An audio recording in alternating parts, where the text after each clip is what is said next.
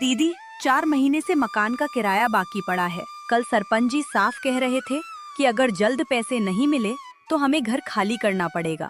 मैं हर तरफ कोशिश कर रही हूँ सविता, लेकिन किस्मत जैसे हमारा साथ ही नहीं दे रही। गांव में अब कोई ऐसा नहीं बचा जो हम पर भरोसा करके कुछ उधार दे दे। लगता है हमारी तकदीर ने भी हमसे मुंह मोड़ लिया है दीदी। जिस काम में हाथ डालते हैं वो शुरू होने से पहले ही बिखर जाता है। यही बात मुझे सबसे ज्यादा डराती है। अगर हालात ऐसे ही रहे तो इन बढ़ते कर्जों से छुटकारा कैसे मिलेगा, कुछ समझ नहीं आता। तभी अचानक बाहर से किसी के बोलने की आवाज सुनाई देती है। अरे तुम दोनों बहनें फौरन बाहर निकलो। आवाज सुनते ही दोनों बहनें बाहर आ जाती हैं। सामने सरपंच को गुस्से में खड़ा देखकर कावेरी उससे पूछती है, सरपंच जी, सब कुशल तो है? आप इतनी सुबह हमारे दरवाजे पर कैसे? अब बहुत हो चुका, मैं तुम्हें और बर्दाश्त नहीं कर सकता। आज ही ये घर खाली कर दो। लेकिन आखिर हमारी गलती क्या है? आप हमें इस तरह क्यों निकाल रहे हैं? गलती पूछ रही हो? पूरे 4 महीने बीत गए और किराए का 1 पैसा तक नहीं दिया। अब तुम्हारे लिए मेरे पास कोई और समय नहीं बचा है। कृपा करके ऐसा मत कीजिए सरपंच जी, हमारे सिर पर पहले ही इतनी मुसीबतें हैं। अगर ये घर भी छिन गया तो हम कहाँ जाएंगी? मुझे तुम्हारी मजबूरियों से कोई मतलब नहीं। ये बात तुम्हें तब सोचनी चाहिए थी जब किराया देना बंद किया था। अब बहस करने का कोई फायदा नहीं, तुरंत यहाँ से निकल जाओ। आखिरकार सरपंच बिना तरस खाए दोनों बहनों को घर से निकाल देता है। घर छोड़े कई दिन बीत जाते हैं। दोनों सहारे की तलाश में भटक रही थी। तभी चलते चलते सविता उदास होकर कावेरी से कहती है, दीदी, घर छोड़े हुए आज चौथा दिन भी बीत गया। आखिर कब तक हम यूं ही दर दर भटकती रहेंगी? निराश मत हो सविता, भगवान ने एक रास्ता बंद किया है तो दूसरा भी जरूर खोलेगा। हमें बस थोड़ा और धैर्य रखना होगा। पता नहीं क्यों, लेकिन मुझे यकीन नहीं होता कि सरपंच जी ने हमें सिर्फ किराए की वजह से निकाला है। तू ऐसा क्यों सोच रही है? क्या तुझे कोई खास वजह नजर आई? हाँ दीदी, जब हम वहाँ से निकल रहे थे तब मैंने उसके चेहरे पर एक अजीब सी मुस्कान देखी थी। ऐसा लग रहा था कि उस दिन हमारे पास किराया भी होता तब भी वह हमें घर से निकाल देता। अगर तेरी बात सच है तो जरूर कोई ऐसा राज है जो हमसे छिपाया जा रहा है, वरना कोई इंसान इतनी बेरुखी से 2 अनाथ लड़कियों को सड़क पर नहीं छोड़ देता। दोनों बहनें सरपंच के असली इरादों के बारे में सोचकर परेशान थी। तभी अचानक मौसम बदलने लगता है। आसमान का रंग देखो सविता, मौसम कभी भी बिगड़ सकता है। हमें जल्द से जल्द कोई सुरक्षित जगह ढूंढनी होगी, नहीं तो तूफान में फंस जाएंगी। इतना कहकर दोनों बहनें तूफान से बचने के लिए किसी सुरक्षित जगह की तलाश में तेजी से आगे बढ़ने लगती हैं। कुछ दूर चलने के बाद उनकी नजर नदी किनारे एक खुली और समतल जमीन पर पड़ती है। उसे देखते ही कावेरी कहती है, सविता, सामने देखो, नदी के किनारे कितनी खुली जगह है। अगर हम मेहनत करें तो यहीं अपने लिए एक छोटी सी झोपड़ी तैयार कर सकते हैं। बिल्कुल दीदी, कम से कम हमारे सिर पर छत तो होगी, लेकिन हमें जल्दी करनी होगी, बादल कभी भी बरस सकते हैं। इतना कहकर दोनों बहनें बिना देर किए झोपड़ी बनाने के काम में लग जाती हैं। कई घंटों की मेहनत के बाद वे अपने रहने के लिए एक छोटी सी झोपड़ी तैयार कर लेती हैं। दीदी, हमारी ये झोपड़ी भले ही छोटी हो, लेकिन कम से कम अब हर महीने किराए की चिंता तो नहीं सताएगी और ना ही कोई हमें घर से निकालने आएगा। तू सही कह रही है सविता, शायद पहली बार ऐसा लग रहा है कि ये छत सचमुच हमारी अपनी है। भले ही ये मिट्टी और लकड़ियों से बनी हो, लेकिन इसमें जो अपनापन है वो किसी बड़े मकान में भी नहीं था। अपनी छोटी सी झोपड़ी को देखकर दोनों बहनें खुश हो रही थी। आखिर उन्हें रहने का एक सहारा मिल गया था। आधी रात होते ही तेज बारिश शुरू हो जाती है और झोपड़ी की छत से पानी टपकने लगता है। हे भगवान, अभी तो एक परेशानी से निकले थे और ये नई मुसीबत आ खड़ी हुई। छत से टपकते पानी को देखकर कावेरी घबरा जाती है और तुरंत सविता को नींद से जगाते हुई कहती है, सविता देख, छत से लगातार पानी टपक रहा है। अगर हमने कुछ नहीं किया तो थोड़ी ही देर में पूरा घर पानी से भर जाएगा। दीदी, मुझे एक तरीका सूझा है। अगर हम छत के ऊपर अच्छी तरह गीली मिट्टी की मोटी परत चढ़ा दें तो पानी अंदर नहीं आ पाएगा। फिर छत से रिसाव होने की कोई चिंता नहीं रहेगी। बात तो तेरी बिल्कुल ठीक है, लेकिन इस वक्त बाहर मूसलाधार बारिश हो रही है। अभी कुछ करना संभव नहीं है। आज की रात हमें जैसे तैसे बितानी होगी। सुबह जैसे ही मौसम साफ होगा, सबसे पहला काम छत को मजबूत करने का करेंगे। इतना कहकर दोनों सुबह होने का इंतजार करने लगती हैं। छत टपकने के कारण वे पूरी रात जागकर गुजार देती हैं। अगली सुबह बारिश रुकते ही दोनों बहनें झोपड़ी की छत मजबूत करने में लग जाती हैं। तभी कावेरी सविता से कहती है, सविता, तुम यहीं रहकर बाकी सामान तैयार रखो। मैं नदी किनारे से मिट्टी लेकर आती हूँ, फिर हम दोनों मिलकर छत को मजबूत बनाएंगे। कुछ देर बाद दोनों बहनें मिलकर छत ठीक करती हैं और झोपड़ी पहले से ज्यादा मजबूत हो जाती है। ऐसे ही दिन बीतते जाते हैं, लेकिन दोनों बहनों की परेशानी कम नहीं होती। आखिरकार मदद की आस लेकर वे सरपंच के घर पहुंच जाती हैं। अब तुम दोनों यहाँ किस लिए आई हो? अगर घर वापस मांगने आई हो तो अपना समय बर्बाद मत करो। नहीं सरपंच जी, हम घर की बात करने नहीं आए। हमें आपसे बस एक छोटी सी मदद चाहिए। मदद? कैसी मदद? अगर कहीं कोई काम मिल सके तो हमारी सिफारिश कर दीजिए। हम मेहनत से पीछे नहीं हटेंगे। जो भी कमाई होगी उसमें से भी कुछ हिस्सा दे देंगी। सच में तुम्हारी हालत ने तुम्हारे सोचने समझने का तरीका ही बदल दिया है। तुमने ये कैसे मान लिया कि मैं तुम्हारी सहायता करने वाला हूँ? लेकिन आप इस गांव के सरपंच हैं। गांव वालों की परेशानी में साथ देना आपकी जिम्मेदारी भी तो है। वाह, अब तुम दोनों मुझे मेरी जिम्मेदारियां समझाओगी। अभी इतने भी बुरे दिन नहीं आए कि मैं तुम जैसी बेसहारा लड़कियों से सीख लूं। अब चुपचाप यहाँ से चली जाओ। सरपंच की बातें सुनकर दोनों बहनें मायूस हो जाती हैं। तभी कावेरी उससे एक सवाल पूछते हुए कहती है, सरपंच जी, एक बात तो बताइए, आखिर ऐसी कौन सी गलती हो गई हमसे कि आप हमें देखकर ही भड़क उठते हैं? हमने आपका क्या नुकसान किया है? मुझे तुम दोनों को कोई सफाई देने की जरूरत नहीं है। जो कहा है वही काफी है। अब यहाँ से चली जाओ और मुझे बेकार की बातों में मत उलझाओ। सरपंच उनकी बात सुने बिना ही उन्हें वहाँ से जाने के लिए कह देता है। दोनों मायूस होकर उसके घर से निकल पड़ती हैं। कुछ दूर निकलने के बाद दोनों बहनें रास्ते में रुक जाती हैं। तभी कावेरी उदास होकर सविता से कहती है, अब समझ नहीं आ रहा सविता कि आगे क्या करे। अगर हमें कोई काम ही नहीं मिला तो रोज का गुजारा कैसे होगा? यही बात तो मुझे भी परेशान कर रही है दीदी। आखिर कब तक हम जंगल के फल और जंगली साग खाकर दिन काटते रहेंगे? इससे तो धीरे धीरे हमारी तबीयत भी खराब होने लगेगी। मुझे अपने दुख की उतनी चिंता नहीं है जितनी तेरी है। बड़ी बहन होने के नाते मुझे तुझे हर मुश्किल से बचाना चाहिए था, लेकिन हालात ऐसे हैं कि तू भी मेरे साथ हर तकलीफ सहने पर मजबूर है। दोनों बहनें अपनी परेशानियों की बातें कर ही रही थी कि तभी वहाँ गांव की कुछ औरतें आ जाती हैं। अरे देखो तो, ये दोनों फिर यहीं घूम रही हैं। इन्हें तो काफी पहले सरपंच ने गांव से बेघर कर दिया था ना। औरतों की बातें सुनकर सविता का गुस्सा बढ़ जाता है। वह तुरंत उन्हें जवाब देते हुए कहती है, जरा अपनी जुबान संभाल कर बात करो। हमने तुम्हारा क्या बिगाड़ा है जो तुम हमें इस तरह अपमानित कर रही हो? हाय राम, हालत देखो और तेवर देख। पास में खाने को पैसे नहीं है, लेकिन घमंड आसमान छू रहा है। सच तो ये है कि तुम दोनों जहाँ जाती हो मुसीबत साथ ले जाती हो। बिल्कुल सही कहा। पूरे गांव में कोई ऐसा नहीं है जो तुम्हारे परिवार को भूल पाया हो। तुम्हारे माता पिता ने जो किया था उसका दाग आज तक लोगों के दिलों से नहीं मिटा। साफ साफ बताओ, आखिर कहना क्या चाहती हो? मेरे माता पिता के बारे में एक शब्द भी गलत मत कहना। वे अब इस दुनिया में नहीं हैं और खुद अपना बचाव भी नहीं कर सकते। सच सुनना हर किसी के बस की बात नहीं होती। खैर, हमें तुमसे बहस करके अपना समय बर्बाद नहीं करना। चलो बहन, यहाँ रुकने का कोई फायदा नहीं।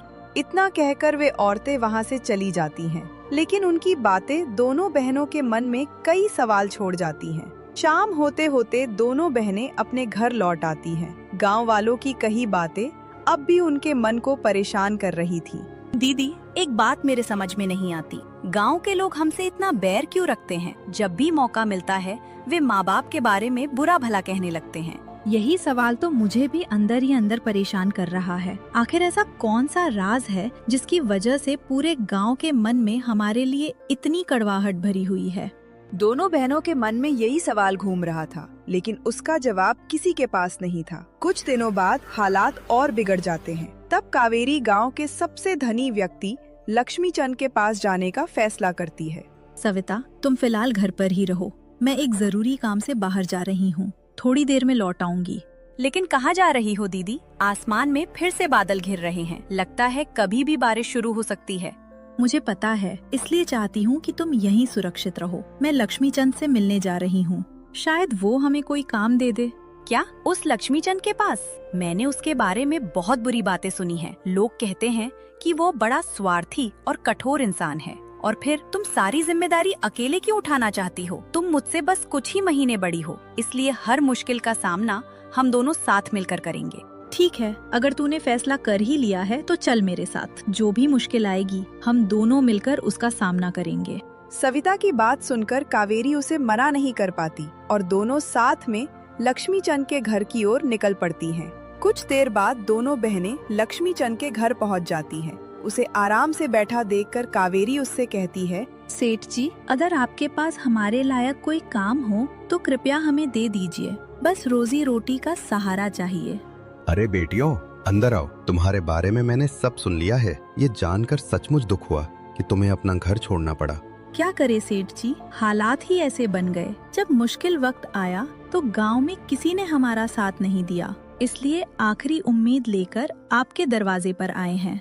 चिंता मत करो, मैं तुम्हें काम भी दूंगा और मेहनत के अनुसार अच्छा मेहनत आना। आखिर तुम दोनों इसी गांव की बेटियां हो, तुम्हारी मदद करना मेरा भी फर्ज है। लक्ष्मीचंद की बातें सुनकर दोनों बहनें हैरान रह जाती हैं। तभी सविता मन ही मन सोचते हुए कहती है, लगता है लोगों ने सेठ जी के बारे में गलत धारणा बना रखी है। जितना बुरा मैंने इनके बारे में सुना था, ये तो उससे बिल्कुल अलग निकले। सविता मन ही मन यही सोच रही थी कि तभी लक्ष्मीचंद कुछ पैसे निकालकर दोनों बहनों की ओर बढ़ाते हुए कहता है, ये कुछ रुपए रख लो, अभी तुम्हें इनकी ज्यादा जरूरत होगी और आज से तुम दोनों काम पर लग जाओ। आगे कभी भी किसी चीज की जरूरत पड़े या कोई मुसीबत आए तो बिना झिझक मेरे पास आना। आपका बहुत बहुत धन्यवाद सेठ जी, आपने मुश्किल समय में हमारा साथ देकर बहुत बड़ा एहसान किया है। भगवान करे आपकी हर मनोकामना पूरी हो और आप हमेशा खुशहाल रहें। इसके बाद दोनों बहनें मेहनत से काम करने लगती हैं। धीरे धीरे उनकी जिंदगी फिर से संभलने लगती है। इसी तरह कुछ समय बीत जाता है। तभी एक दिन गांव में लगातार मूसलाधार बारिश शुरू हो जाती है। समझ नहीं आता मौसम को अचानक क्या हो गया है। कई दिनों से लगातार बारिश हो रही है और थमने का नाम ही नहीं ले रही। सच कह रही है, आज पूरे 5 दिन हो गए हम काम पर भी नहीं जा पाए। मुझे डर है कहीं सेठ लक्ष्मीचंद हमारी गैर हाजिरी से नाराज ना हो जाएं। अरे दीदी, ऐसी बारिश में तो कोई भी समझदार इंसान घर से बाहर नहीं निकलेगा। आप बेवजह चिंता कर रही हैं। सेठ जी हमारी मजबूरी जरूर समझेंगे। हाँ, ये बात भी सही है। जब पूरे गांव ने हमसे दूरी बना ली थी, तब वही एक इंसान था जिसने हमारा हाथ थामा। सच में वह हमारी जिंदगी में किसी मददगार फरिश्ते की तरह आए हैं। दीदी, मैं आपसे एक बात पूछना चाहती थी। पूछना, क्या हुआ? किसी ने फिर कुछ कहा है क्या? कुछ दिन पहले मैं राशन लेने बाजार गई थी। वहाँ कई लोग मुझे देखकर फुसफुसाने लगे। कुछ तो खुलेआम कह रहे थे कि हमें अपने माँ बाप के कर्मों की सजा मिल रही है। उन लोगों की बातों को दिल से मत लगाया कर। जब से हमारी हालत सुधरनी शुरू हुई है, तब से बहुतों को यह बात खटक रही है। हाँ दीदी, शायद आप सही कह रही हैं। जब हमारी हालत खराब थी, तब किसी ने हमारा साथ नहीं दिया और अब हालात सुधरने लगे हैं तो वही लोग ताने मार रहे हैं। उनकी बातों पर ध्यान देने का कोई मतलब नहीं है। दोनों गांव वालों की बातों को नजरअंदाज कर देती है। उन्हें नहीं पता था कि इन तानों के पीछे एक बड़ा राज छिपा हुआ था। उधर लगातार हो रही बारिश ने पूरे गांव की हालत खराब कर दी थी। चारों तरफ पानी भरने लगा था। तभी कुछ गांव वाले मदद के लिए सरपंच के पास पहुंचते हैं। सरपंच जी, कुछ कीजिए। पानी हमारे घरों के अंदर घुस चुका है। अगर हालात ऐसे ही रहे तो हम सब बेघर हो जाएंगे। आप लोग हिम्मत मत हारिए, मैं कोई न कोई उपाय निकालने की कोशिश कर रहा हूँ। बस मुझे थोड़ा समय चाहिए।